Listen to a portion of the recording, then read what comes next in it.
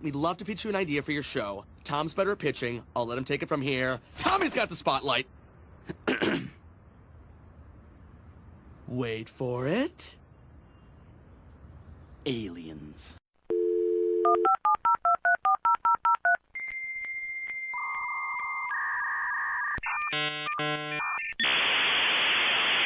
I mean, the Xbox 360 is held up quite rightly as a great console. It was, a yeah. great selection of games. Xbox, because I've got tons of games for that, and there still are tons out there that I never, and there were a ridiculous amount of good games on it as well. But the thing is, with the 360, just although it was held up as a great console, there was something about it which just made you associate it with a particular audience, and that was like the teenage to 20-year-old boys. Yeah. Whereas something like the PlayStation 2 felt very much like a family platform. And if you look at the range of titles that were on that, it covered a whole range of things, from kids' titles to more mature stuff. I'm wondering if price might have had something to do with it, because my mum went out. PlayStation 2 lasted for a long time. Yeah, it was around for a long time, so that's one of the reasons it had a lot of titles on it. But I'm wondering if price also had something to do with it, because the PlayStation 2, I think, was cheaper than the 360. Oh, hell yeah. You see, my mum went out and bought herself a Wii because she really wanted to play Guitar Hero. Yeah. She loved Guitar Hero. Yeah. But there was no way she was going to spend money on, like, a 360 or something. Yeah. If she just wanted to play that. So she went out and bought a Wii, which was infinitely cheaper. Yeah, we had a PlayStation most of the time. So I'm wondering if that's one of the reasons why the 360 never had that sort of younger player base. Because it's not the kind of thing you would have paid to give to a kid. No. Because it basically felt like a little PC. Yeah, yeah. And you don't hand over a desktop to a little kid. You don't put them in charge of it. Yeah, there's something even in the new one. There's something in the design that elevates it beyond a toy, if that makes sense. It's more of a... the clues in the title, they were Xbox One. It's the one and only entertainment utility you'll need. I can just hear the marketing spiel behind when you've met them, the BS marketing stuff. I can hear it. But and yeah, it is a connected platform. I can watch Netflix off there and all sorts of stuff. But basically, I just want games. There are no this generation of console. There are no games that I'm really racing out to play. This is only thing there's two things that have tempted me. And the one is Doom. Oh, yeah. And Dark Souls 3. And that's literally it. But I mean, most of this, all of that stuff's multi-platform. There's nothing which sort of, I think, I really want to play that. For a moment when Rime was originally destined for the PlayStation 4 only. You mean like exclusives? Yeah. There's nothing like that. Well, it's just like, I'd buy an Xbox because I've always had an Xbox, and that's the thing. The only reason I bought it. And if I had to level up to get the only things in this generation of games that have made me twitch slightly are those.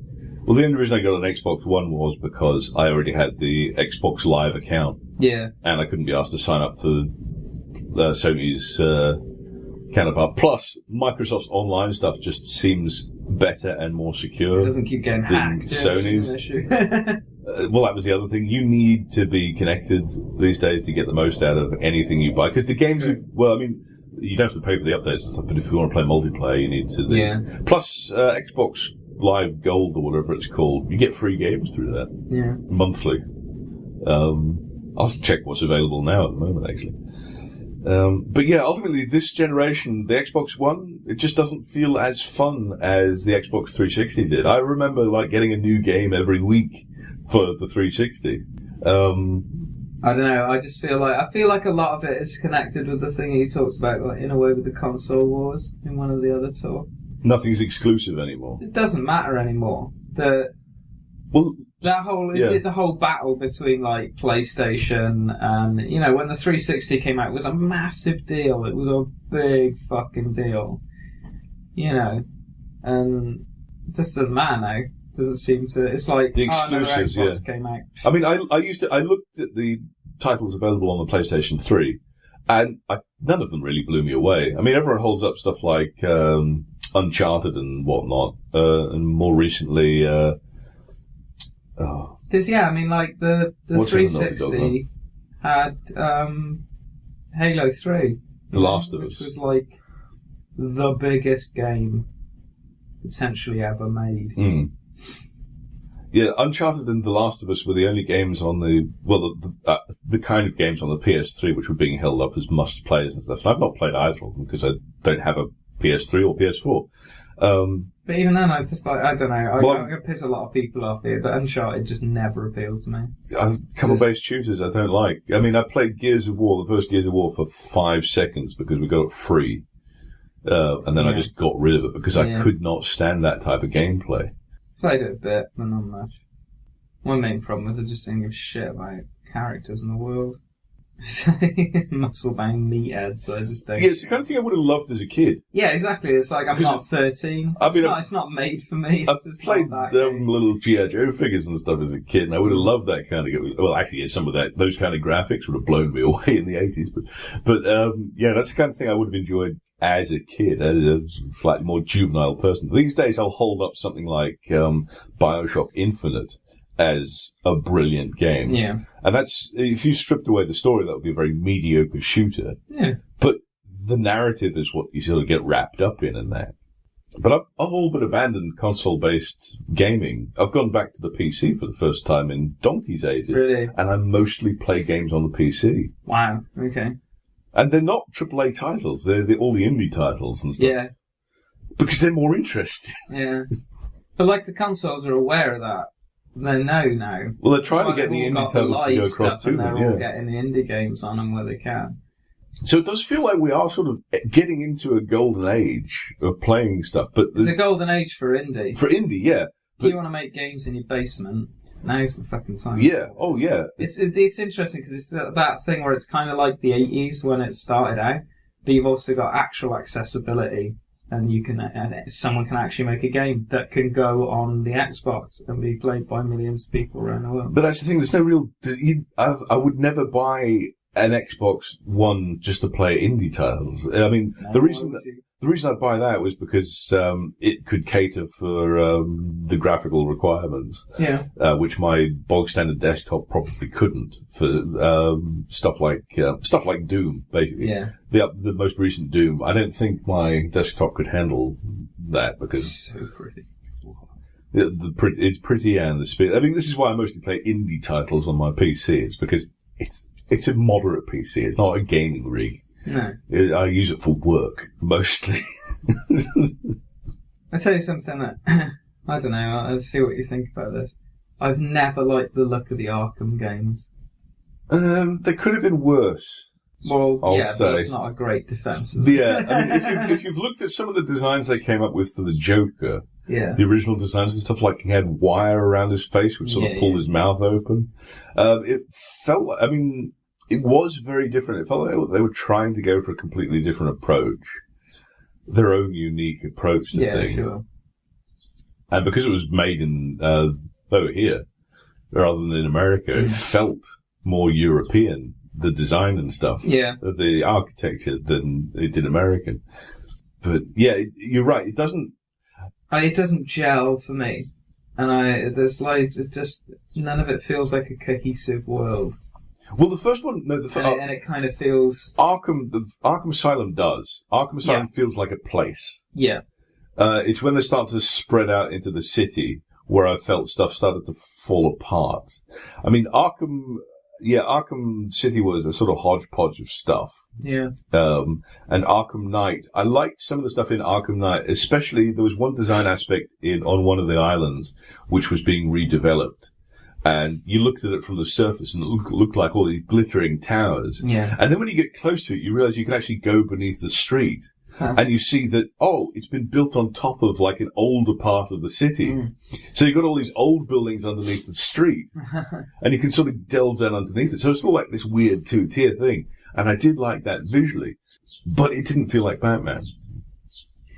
I had problems with like the way they made him into a huge tank bothered me. And there's just loads of stuff that feels like it's catering to that sort of it's 13-year-old boy. Or the power fantasy thing. Yeah. Well, I can't deny that was one of the selling points. Well, yeah, that's fine, but that comes through in the gameplay more than anything. I don't need him to look like a roided out nightmare.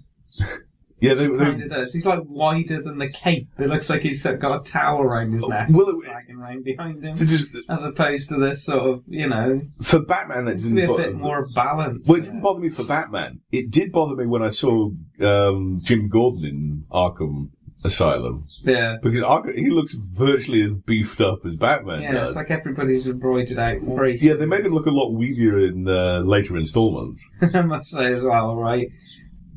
I think all the female characters were made and animated by people who've never met a real woman in their life. I hated. I really did not like any of the female characters. The way they move is horrendous as well. You're like, oh my god, what's happened to her spine? I've seen worse, but I mean, that's not a defense. I know it's not. Right? I know it's not a defense. I know it's not a defense. I've seen worse things. But we've all seen worse. It was more the design of those characters that I didn't like. I didn't like what they did to Harley. Yeah, I really didn't like what they did to Harley in either version. So they just made the exact same game, but it looked like the animated series. Brilliant. Yeah, I mean. Or just look like a Burton movie. Just dial it back a bit. That's all I felt. It just all felt a little bit too ludicrous. And that's what bothers me. It's because they're obviously trying to go for realism at the same time. Because all the textures and everything is designed to look real. Yeah. Right? But you've got these grotesques of characters in it, and it's like, what am I looking at?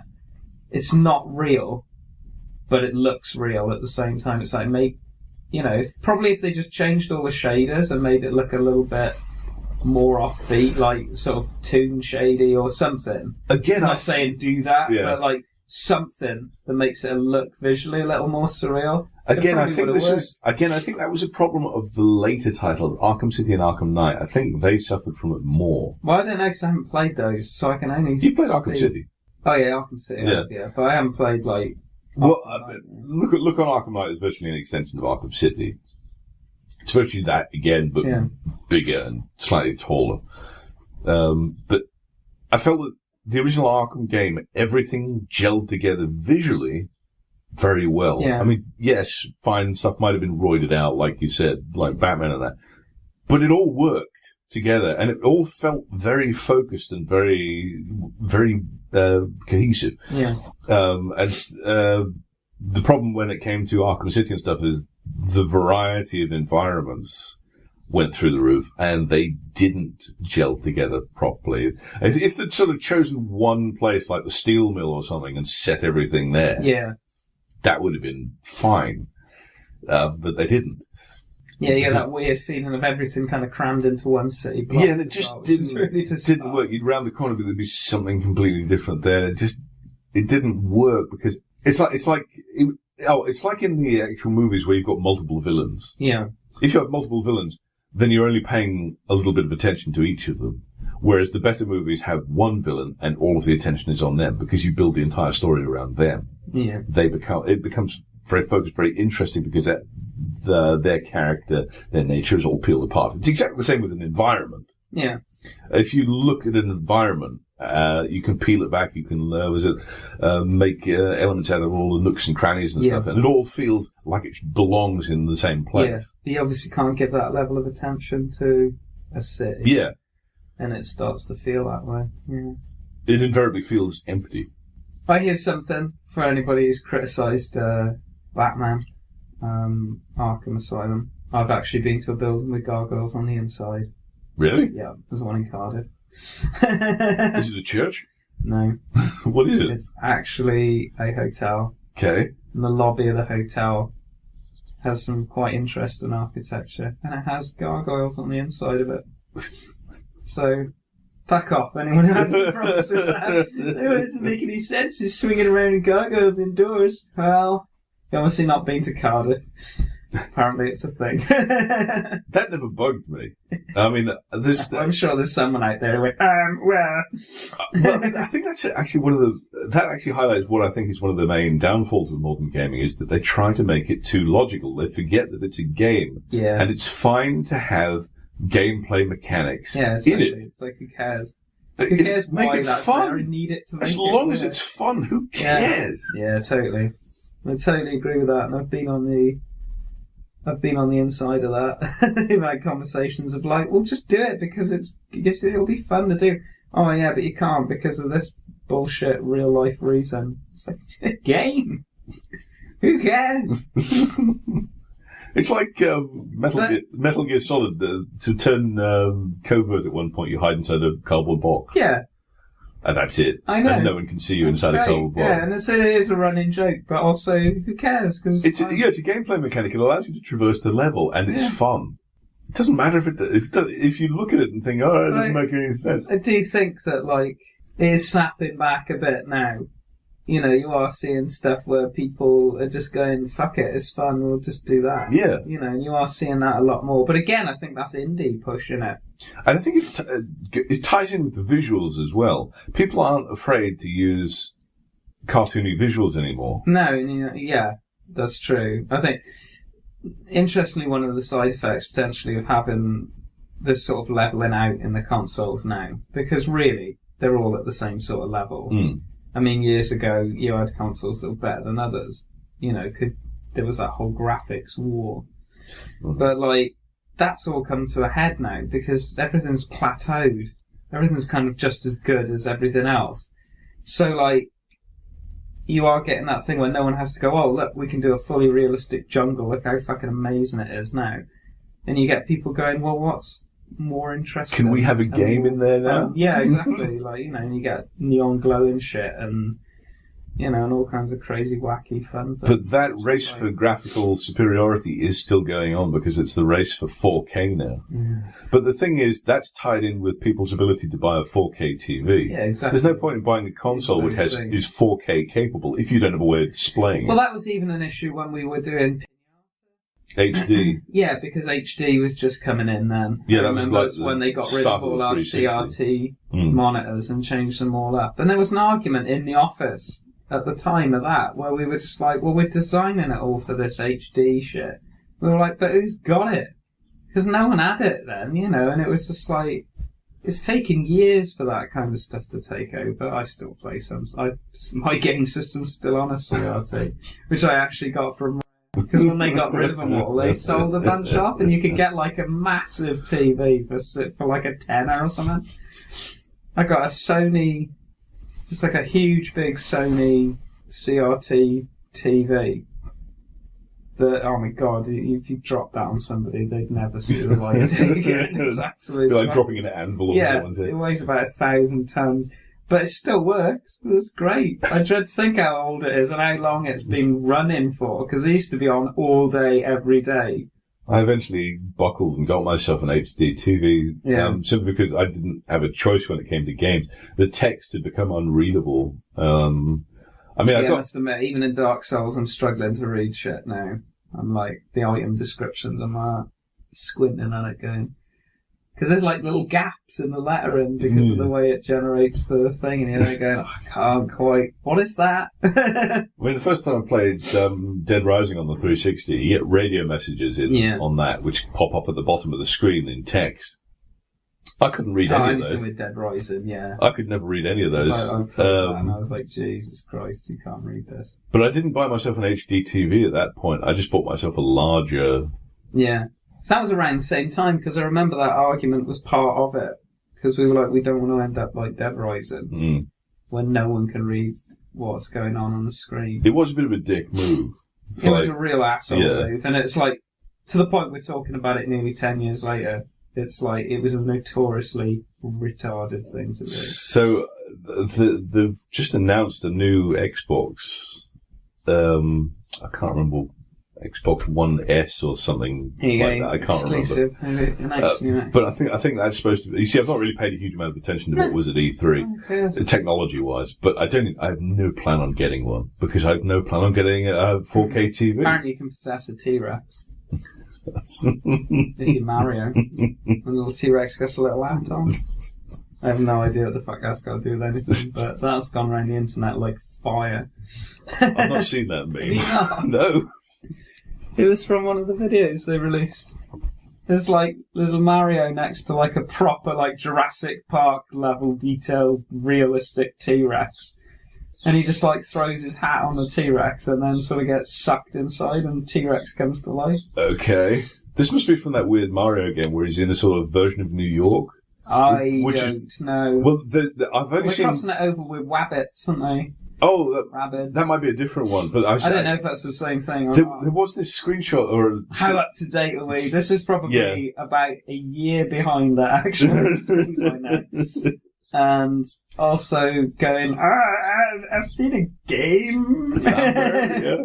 But I did see a screenshot of Mario in a sort of New York environment. Have you seen this newfangled Game Boys? I saw a picture of Mario in New York environment.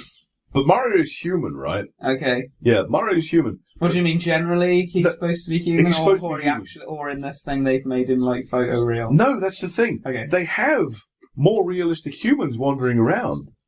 And then you've got this dumpy dwarf Mario. It's me, Mario! Running around beside them. And you sort of think, he doesn't belong in that environment, despite the fact, like, yeah, what are they he's going probably to do? Make supposed him to be. into Bob Hoskins? Why not make the other Well, that humans... would be a lovely nod, wouldn't it? Yeah, that would be. Why not make the other humans look like Mario rather than make them look like just generic people? Yeah, that makes no sense. It doesn't. It's part of that. It's part of that same thing of like who made the cars. It's that same thing. It's like the cars in Cars. Why do they all? Where are the like people? It's that same thing. It's like, why does that exist when there is that? If Mario's what people look like in that universe, why do the people not look like Mario? Back to 4K stuff. I think 4K makes movies look shit. This happens all the time. I've watched stuff on... It's like the 3D TVs. I remember watching... A friend of mine had one when they came out, and they were ridiculously high definition, insanely high. And, like, we watched the first Star Trek movie on it, and I was like, this is fucking awful.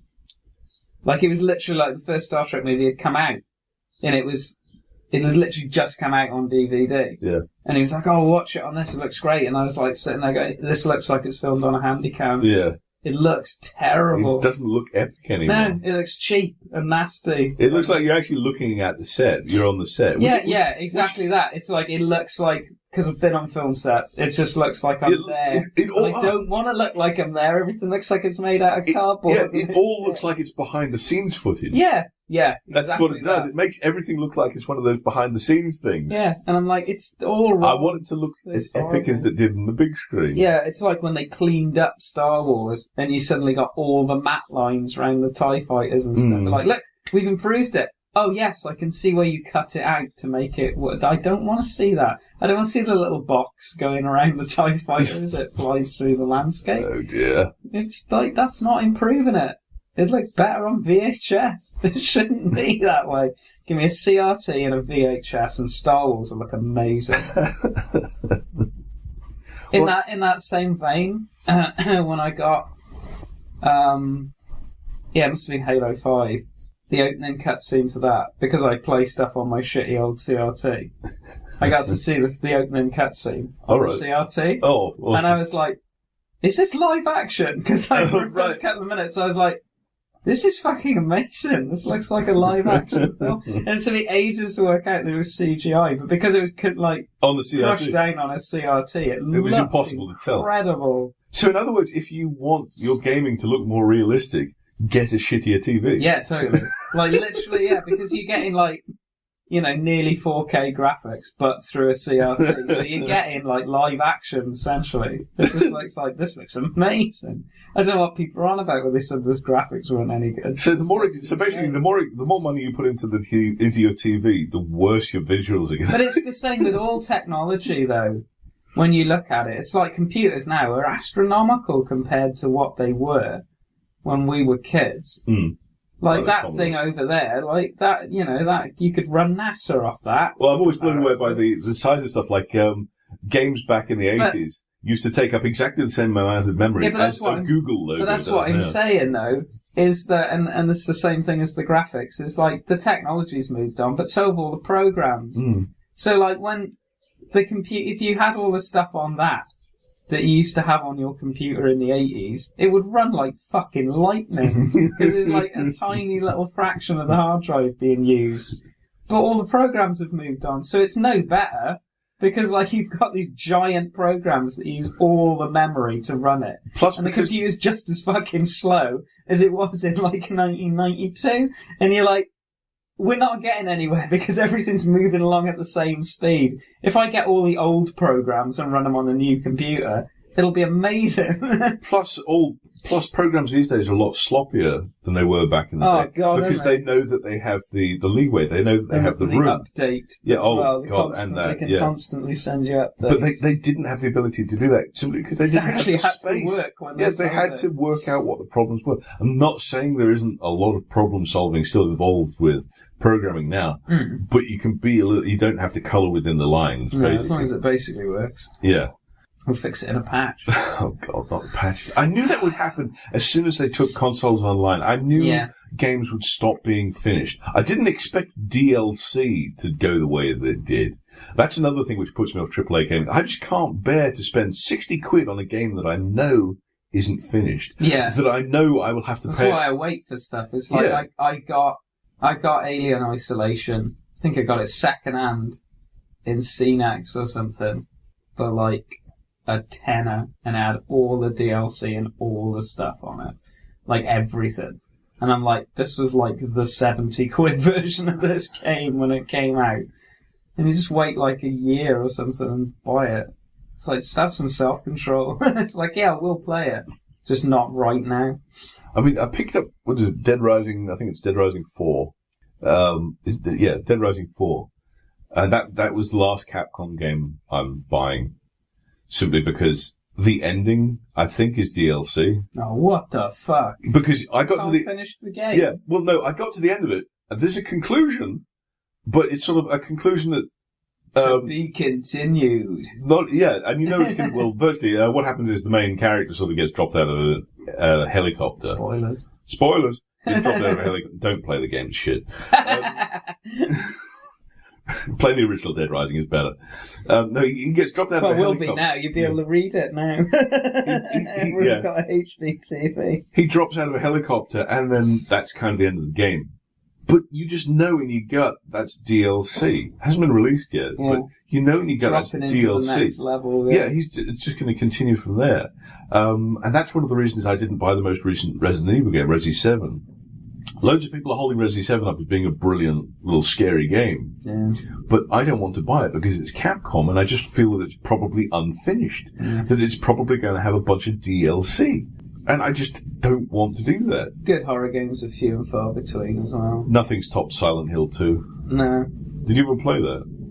No, I didn't, but I know it. We were talking about tension in horror films, the previous thing.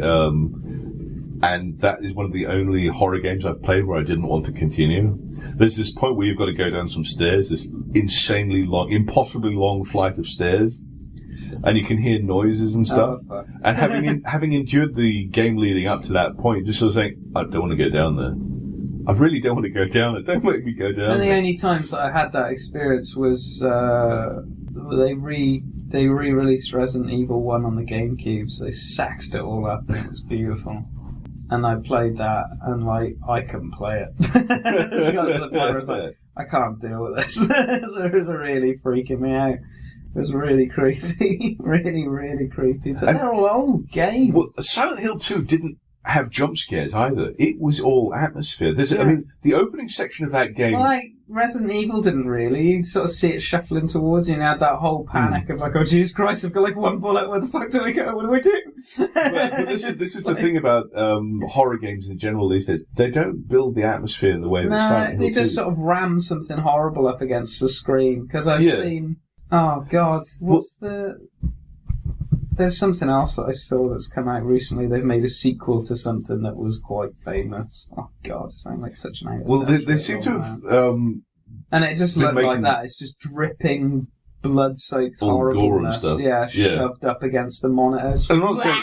And I'm not saying there isn't gore in Silent Hill 2, but the point, no, I know, the point is, it's just they just throw a monster at you. Yeah. It's just jump scares. you know that YouTube video where it's got the kid trying to go through the maze and stuff, trying to guide his little mouse through the maze, and then all of a sudden the Exorcist face pops up and he gets scared the crap out of him. Oh yeah. All horror games seem to be like that. It's all about the jump scare. It's all about flashing something in front of the screen. They seem to have been designed for the YouTube or the Twitch streamers and stuff. Yeah.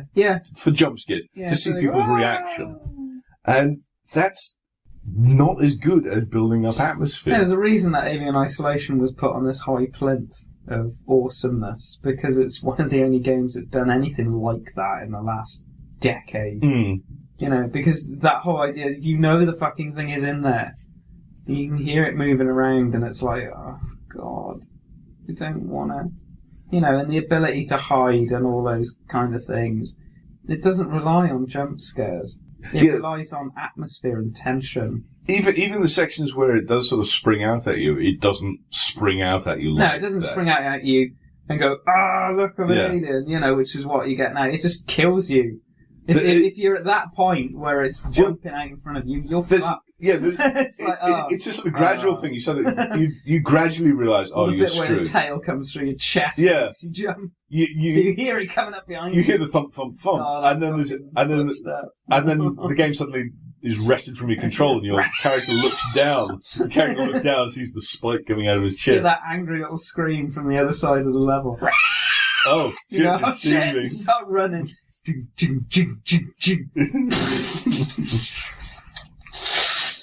It's the first time you sort of think, right, I've got a pistol, I'm going to shoot at it. Yeah. They've given me a gun. Yeah, it'll make all the difference. The only thing it does is let the thing know where you are. Yeah, just gets a bit pissed off. Oh, great, yeah, that's what I needed to do, was make it more angry. The 8-foot killing machine is now aware of where I am and not happy. And also it can walk faster than me. Which is what I thought was lovely, is it doesn't really run. It's just got such a long stride that it just sort of walks a little bit faster. It doesn't matter how fucking quick you run. It's just like, I'll just leisurely wander over there and punch a hole through the back of your head. I mean, it did do a good job of building up tension. And it made the alien scary again, instead of it being, look, a rubber puppet, which all the movies have done. And Ridley Scott seems determined to make it shit again as well. I have no idea what Ridley Scott's trying to do. I must undermine everything. Those were the easiest to kill aliens I've ever seen in a movie. To the point where, at the end of the film... Oh, wait, did you see the most recent one? Yeah. I haven't. Oh, right, okay. There's a bit at the end of the film, right, when they get rid of... Because obviously they beat the creature. Yeah. That's not a spoiler. They always do. There was a bit, and there's like a quiet moment in the cinema, and some girl down on the left-hand side went, "That was too easy." And it was like, yeah. And we're all sat there waiting for more, and it didn't come. And it was like, what? That was it. You basically just beat it with a loo roll. It's like, how did you kill it? It took an entire crew of people on a spaceship 2 hours to get rid of the first one. Well, and they didn't. They all died. Yeah, true. So one person, like, in the last couple of minutes, literally try not to get herself sucked out. Yeah, I was going to say, even Ripley didn't actually kill the creature. All she could do was flush it out the airlock, and that nearly took her with it. And you're just like, what? And there's a lot of it running around in blazing light as well. Like, the corridors are just massively overlit, and you get this whole sequence with it running around in the corridors. So you can see too much. Yeah, and I'm just like... This is Ridley Scott. This is the guy who made that genre of film. Sci-fi horror didn't exist till they made Alien. And it just set all the benchmarks for how you do scary creatures. I've seen him talk about how you don't show the monster. Like, I've actually seen him do this in interviews where he's like, we built an amazing model and then we just didn't show it because that's how you make it scary. And I'm sat there going, if you've completely lost it, you've disappeared utterly up your own ass. Well, even if you don't they're going, it's all CGI. There's not a physical fucking version of the creature in it. The whole thing's CGI. Yeah. And it's just running around in a big CGI corridor with lots of glowing lights and neon and shit. And you're just like, what the fuck am I watching? It's not Alien. Well, even if you look at Prometheus, and even if you treat it as a completely standalone entity, and even if you say, right, I'm not treating it as a monster movie. No. I don't understand what he was trying to do in that film. I don't understand No, they where don't he was trying have to a go with purpose. These movies don't have a purpose. They're not bringing anything to the table. You know, I mean, it's like the new one kind of... They have a whole idea about where the alien came from. And it's cool. I'll admit the story was really interesting because I was like, wow, I wasn't expecting that. Is it Prometheus or Covenant? Covenant. Right. I was like... Because I don't want to spoil it because you haven't seen it. But, like, the actual plot is quite interesting. Like, as an idea. But it's like that whole George Lucas thing. It's like, the idea was good, but you should have given it to somebody else. It's like, just give it to somebody else to write it and make it good. Because, like, it's just a mess. And, yeah, as soon as you get the alien in it, it needs to be like a horror movie or something. And it just isn't. And... you just, even like Mark Commode said it, you're just detracting from the original now at this point, and you are. It's like, stop it. You're leeching off the success of the original. There's enough bad alien movies out there. There's like a whole section of like, from the Alien 3 onwards, just don't watch it. Just don't bother with anything made after like 1992. Just don't. Just watch the original trilogy and don't bother with anything else, because Alien Resurrection is shit. Alien Resurrection, Alien Requiem, Alien vs. Predator Requiem is wank. Like, it's terrible. Alien 4 is, what the fuck is Alien 4? Like, what is that film? Alien 4 is just an evil version of Firefly. Well, yeah, it's like, it literally is. So Joss Whedon went, these characters are cool. These bunch of like dodgy space pirate guys. They're more interesting than the alien. You know, there's the Ron Perlman character who obviously becomes Jane. Yes, You've got the big muscle-bound idiot who's got a heart of gold. Like, yes. The dodgy captain with the long trench coat. Yes. You're just like, right, I can see where you're going with this, Joss. That's good. That's really good. It would have been better if the alien had sort of remained as the shark. You see, in hindsight, I think Prometheus would have been more interesting if they hadn't had any aliens in it at all, and it had focused completely on the Star Jockey guys. Weirdly, I think that was probably a lot of the original idea, and I think there was a lot of studio pressure to put an alien in there. Yeah. If they just focused on the origins of the ship and the origins of the engineers. That would have been enough of a link to make it part of the Aliens universe, but it would have allowed you to explore a completely different area of it. It would have allowed you to bring something completely new to the universe. Because you know what I honestly think? What? I wish they hadn't made them. Oh yeah, they shouldn't have made them. I wish that we didn't know. I don't want to know. It's way scarier when there's just this thing on this planet for no reason. It's like, why is that there? What were they? It's fossilized. It's been there for centuries, and this dead thing. Yeah, and then some guy gets like a rapey snake thing stuck to his face. It is actually. It's just like the space. Were they called space jockeys? I can't remember. Yeah.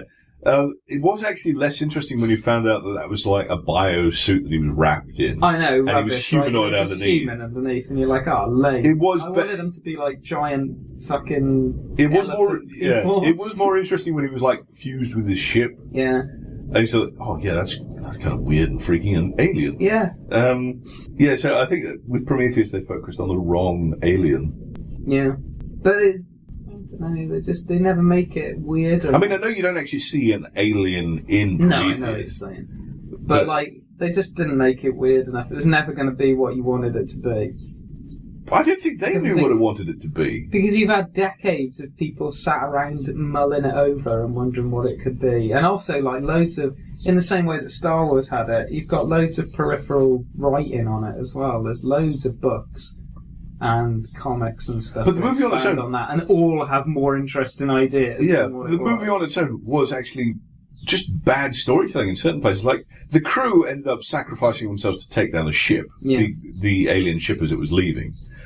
And you could tell that was supposed to be some sort of noble sacrifice. Yeah. But you hadn't spent any time with that crew. No. So you didn't feel anything No. and it felt kind of stupid that they were just doing I that. suffered from that same issue that Alien 3 suffers from. We've got a huge ensemble cast that you just never spend any time with any of them. So when they get killed off, it doesn't matter. It's a slasher movie. That's the big issue with Alien 3. Is like, I will argue the third one's a slasher film. I'll argue that Alien 3 did a better job, despite the fact that it had a massive cast. Alien 3 did a better job with its characters. Yeah, there's than like Prometheus. a couple in it that you really care about. And because you spend time with them. Yeah, like the Doctor. And, Not a huge amount of time, but enough time for you to build a sort of bond with them and to see what's them. his name? I can't Yeah. remember. So, I mean, the guy that ran the place, he had a number. No, 85. Yeah. Yeah. He's intelligent. You know, and anything you got Pete Postlewaite in is always going to be. But that, I know I keep saying it as well, but it really should have ended it there. And the thing is, the argument I've heard from loads of people before as well is like, oh, Alien 3, it had a really sad ending.